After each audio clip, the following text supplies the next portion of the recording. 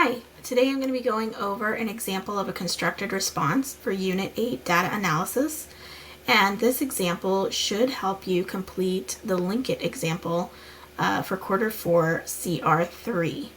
Now, this is technically the second CR for Q4, but in LinkIt it's labeled as CR3, so that's what I put here. For all intents and purposes, it's actually the second CR, not the third. Alright, so our learning intention is I will learn how to complete a constructed response question according to Keystone guidelines. Our success criteria, I can create a box and whisker plot from a set of data. I can find measures of spread and measures of central tendency for a set of data. And a reminder to all algebra students, the Keystone prep sessions are in full swing. We've already completed 5 of them. Tomorrow is the factoring session with Ms. Collins. That's Tuesday, April 29th, and the rest will be in May, the final one on Friday, next Friday. Again, if you are attending these sessions, you need to make sure you get the code at the end of the session so that you can get your bonus point for attending. When you open it up, this is what you will see in LinkIt. It is question 1. There's only one question, but it has 3 parts to it. Layla is training for a bike-a-thon. The list below shows the number of miles that Layla rode her bike on each of the 9 consecutive days. So we've got a table here with those 9 values. Part A, using the data above, create a box and whisker plot on the number line. Be sure to label all of the quartiles, Q1, Q2, Q3. So this is a drawing section. You're going to click the red drawing button, and that will open up the tools that you can use. And you can either use the pencil to draw. You can use a line, which is probably going to be the best choice here, the line tool. And if you need to add a text box, which you will for like labeling things, you can do that there. Just make sure you click finish when you're done. Now, it does not provide you with a chart for the 5-number summary, but you will need these 5 numbers to create the box and whisker plot. So remember some tips here, important tips. The data must be in order from least to greatest. Right now, it's not in order. Then you're going to find your 5-number summary. Okay, so minimum, maximum, Q1, Q2, and Q3. You will use those 5 numbers to create your box plot, and don't forget to label them. Okay. Part B asks you to calculate the mean or average of the given list and show your work. Please show your work to get full credit.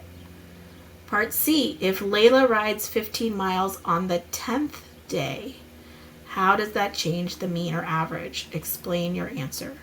So now you're adding another value to the data set. The mean will change. Either it will increase or decrease, or maybe it doesn't change at all. But you want to show or explain it, and show or explain how it changes, and then explain your answer.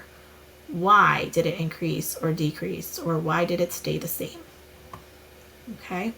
And as a reminder, this is how we calculate the mean. We add up all the values and divide by how many data points there are. And you may get a decimal, and that's okay. All right, so that's all you have to do for parts A, B, and C in LinkIt. We're going to do a similar example now. So this one is the one that you are allowed to use as a reference to complete your example in LinkIt. So it says one soccer team logged the number of games that they won over the course of 13 seasons. Using the data below, write out the 5-number summary and make a box and whisker plot. Okay, so first of all, we need to put these numbers in order so that we can find our 5-number summary. So let's see if I can write on this. Okay, so I'm going to start by putting my values in order. So 1, 4, 9, 10, 11, 13, 14, 16, 19, 20, 21, 23, and 24. I want to make sure that I have all 13 values. 1, 2, 3, 4, 5, 6, 7, 8, 9, 10, 11, 12, 13. Okay. And I'm just going to scribble these out because they're kind of distracting me. So, okay. From here, I can find my minimum and my maximum. My minimum is the smallest value, which is 1. My maximum is the largest value, which is 24. And now we need to work our way to the middle to get the median, right? The median is Q2. So you can cross out values as you go. I am going to, let's grab a different color. Let's do blue. I'm going to cross out a few at a time. So 1, 2, 3 from the small side. 1, 2, 3 from the large side. 1, 2, 3. 1, 2, 3. Oh, and I arrived at my median, which is 14. That is Q2. Now to find Q1 and Q3, I am going to look at the lower half, which goes from 1 to 13. And since there's 6 values, I'm actually going to be between 9 and 10. And that means that my Q1, my median of my upper half, is going to be the average of those two, or the number that's directly halfway between, which would be 9.5. And then I'm going to look at the upper half, which goes from 16 to 24. And again, there's 6 values, so I'm going to be between 20 and 21. So that means that my median of the upper half will be 20.5. Exactly halfway between 20 and 21. All right, now that we have our 5-number summary, we can then create the Box-and-Whisker plot. And we want to do this using the number line that's provided. But we want to plot this slightly above the number line so that we can kind of read it accurately. So I'm going to start by plotting just the 5 points that we have from our 5-number summary. So my minimum here is at 1, so I'm putting this point above the number line. Okay, but it's at 1. Q1 is 9.5, so I want to make sure that it's going pretty much halfway between 9 and 10. Okay, try to make them as clear to read as possible. 14 is my Q2. 20.5 is Q3, and my maximum is 24. Okay, now we can try to create the box plot, and I'm going to try to create a straight line. Hopefully it lets me do that here. Nope. Okay, I'm freehanding it, but you should have a line tool in LinkIt, so that will make it a little bit easier. Okay, so your box goes from Q1, the edge of the first edge of the box is from Q1, and the second edge of the box goes up to Q3. But you do have this point in the middle, that's your median, so you want to draw a line right down there and label that Q2. Okay, now we're not done. Now we need to connect the minimum and the maximum. Those are the whiskers. And it did not ask you to label these, but if you wanted to, there's no harm in that. Okay, so minimum and maximum.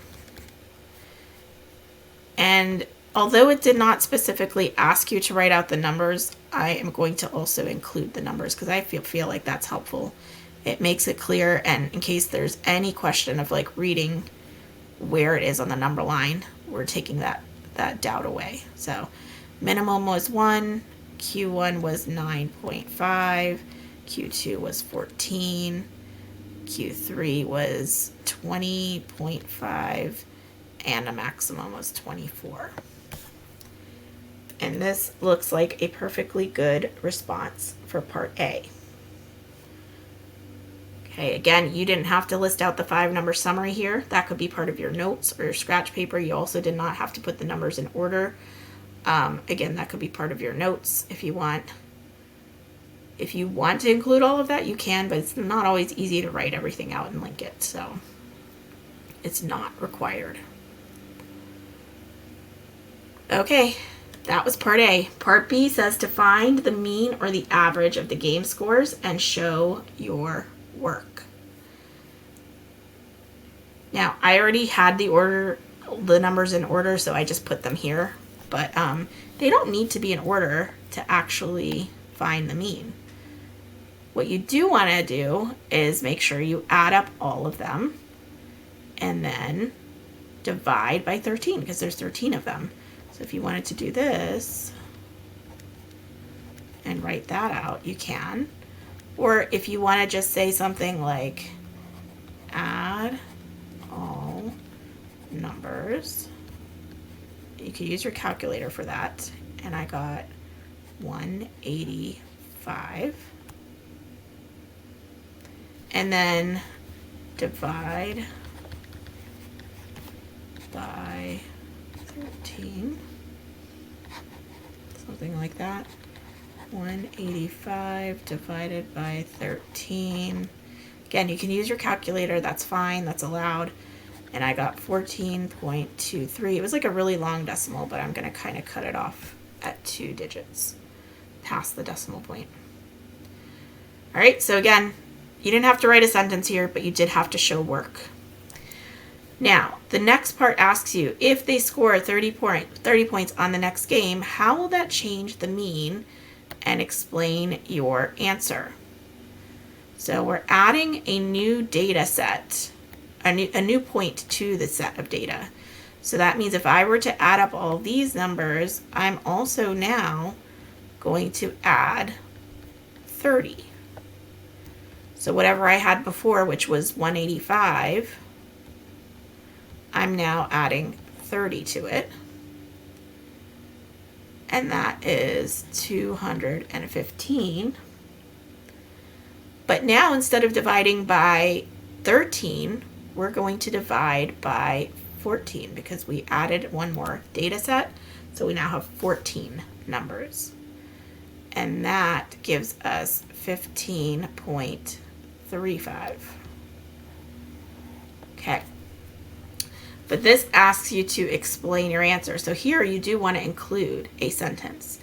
I'm not able to type out a sentence here, so I'm going to kind of verbally put it in. But we could see that our mean increased, right? So that's for sure. I want to see something that says that the mean increased. But why did it increase? Well, if you look at the value that we used 30. And if I look at my original list, 30 was not part of it. 30 is actually larger than all of the other values, right? Our maximum was 24. So when we add 30, we're adding a number that's larger than all of the other numbers. I'm expecting my average to increase, right? Because it's a larger number. And in fact, like anything, I think above 14, because that was our original mean, 14.23, anything above 14 would give us some kind of slight increase. So any way you want to word that, you do need to put it into a sentence form though. You would need to explain why it increased, or it could decrease. On the example in LinkIt, it could stay the same. It really depends. This one happened to increase. Okay, but make sure you're including a sentence. That's going to be the reasoning part of your CER.